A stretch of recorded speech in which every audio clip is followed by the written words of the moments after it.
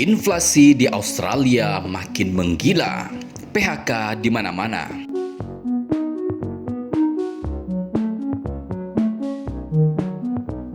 Inflasi yang menggila di seluruh dunia, terutama negara-negara Eropa dan Amerika, ternyata juga bergoyang dengan hentakan yang sama di benua yang jauh dari kedua wilayah itu, yakni Australia. Australia yang dikenal sebagai salah satu negara termaju di kawasan Pasifik dan dalam banyak hal seperti kualitas hidup, pendidikan, dan indeks anti korupsi sama baiknya dengan negara-negara Eropa, nyatanya juga ikut terseok-seok karena inflasi yang terus menghantui. Inflasi dan suku bunga tinggi mulai menunjukkan masalah bagi perekonomian Australia. Pada bulan Juli 2022 yang lalu, dilaporkan terjadi pemutusan hubungan kerja atau PHK massal. Alhasil, nilai tukar dolar Australia mengalami kejeblokan yang cukup dalam. Pada perdagangan Jumat beberapa minggu yang lalu, dolar Australia merosot 0,63% melawan rupiah ke level Rp10.194 per dolar Australia, yang merupakan level terendah dalam satu bulan terakhir. Dalam sepekan tercatat dolar Australia jeblok hingga 2,38%. Sementara pada perdagangan hari ini menguat 0,66% ke level Rp10.262 per dolar Australia akibat tekanan yang dialami rupiah oleh isu kenaikan harga bahan bakar minyak atau BBM. Pada Jumat 19 Agustus 2022 yang lalu, Biro Statistik Australia melaporkan sepanjang bulan Juli terjadi PHK sebanyak 40.900 orang. Ini merupakan kali pertama terjadi sejak Oktober 2021. Ini pertama kalinya jumlah orang yang bekerja mengalami penurunan sejak Oktober 2021 setelah terjadi pelonggaran lockdown akibat COVID-19 varian Delta pada akhir 2021 yang lalu. Begitu kata Bjorn Jarvis, Kepala Biro Statistik Australia, sebagaimana dilansir oleh ABC News. Sementara itu, tingkat pengangguran turun menjadi 3,4% dari sebelumnya 3,5%. Level tersebut merupakan yang terendah dalam 40 tahun terakhir. Namun, penurunan tersebut terjadi akibat berkurangnya partisipasi kerja. Ekonom senior di AMP Capital, Diana Musiana, mengatakan bahwa rilis data tersebut menjadi indikasi awal jika pasar tenaga kerja sudah mencapai puncaknya. Saya rasa kita berada di titik balik perekonomian, di mana data menunjukkan sentimen konsumen, tingkat keyakinan bisnis, leading indikator sudah mulai melambat. Begitu kata Musiana. Beberapa leading indikator pertumbuhan tenaga kerja juga mengalami perlambatan, seperti niat untuk merekrut karyawan hingga pembukaan lapangan kerja baru. Inflasi yang tinggi memaksa Bank Sentral Australia atau Reserve Bank of Australia atau RBA menggerek suku bunga 4 bulan beruntun. Di awal bulan ini, RBA menaikkan suku bunga sebesar 50 basis poin menjadi 1,85% yang merupakan level tertinggi dalam 6 tahun terakhir. Kenaikan suku bunga dalam 4 bulan beruntun menjadi yang paling agresif sejak awal 1990-an. Kenaikan tersebut sesuai ekspektasi, tetapi sebelumnya sempat beredar spekulasi akan ada kenaikan 75 basis poin akibat tingginya inflasi. Dalam rilis notula rapat kebijakan moneter hari ini, anggota Dewan RBA melihat suku bunga masih akan terus dinaikkan karena inflasi masih jauh di atas target.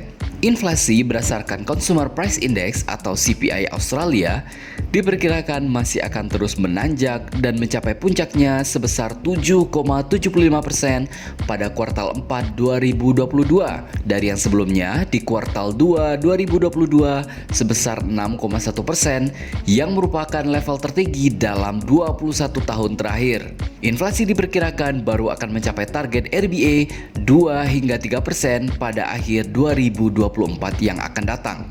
Dalam notula tersebut juga terungkap anggota dewan melihat untuk menurunkan inflasi, suku bunga di akhir tahun bisa berada di kisaran 3%. Sementara itu, pasar melihat suku bunga RBA di akhir tahun akan berada di kisaran 3,5%.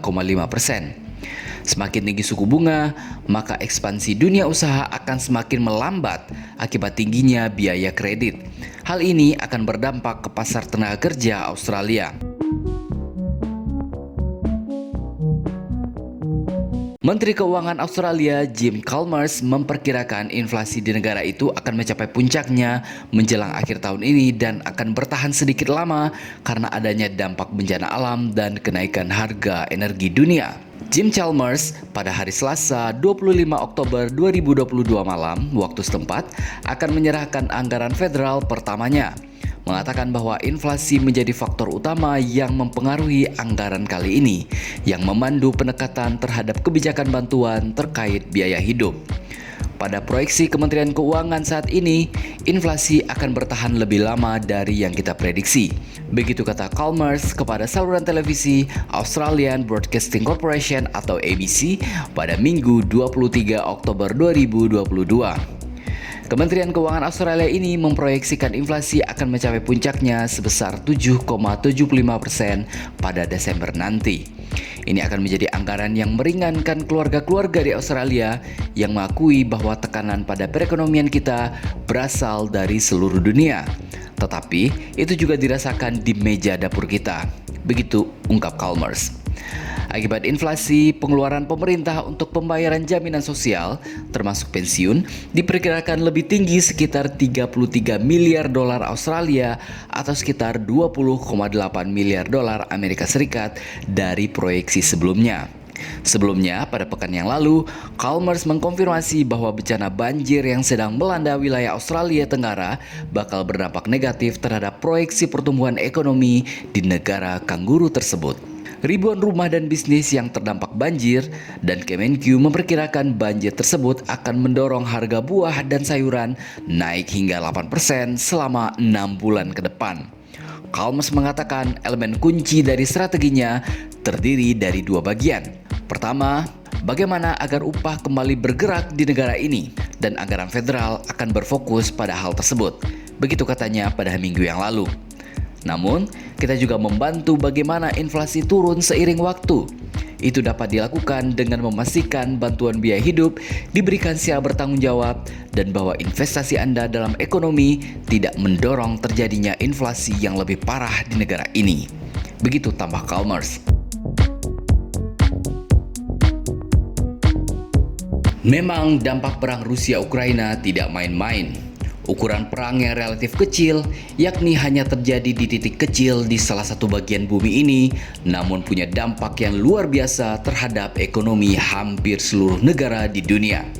Hal itu tak lain tak bukan karena Rusia merupakan negara adidaya energi di dunia ini yang bisa mengendalikan produksi dan harga energi seperti minyak bumi dan gas.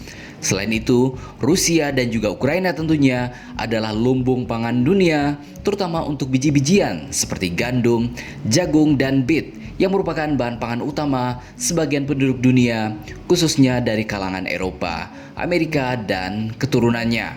Jadi, berdamai dengan Rusia dan menghentikan perang adalah solusi terbaik untuk dunia kita saat ini. Bagaimana menurut pendapat Anda?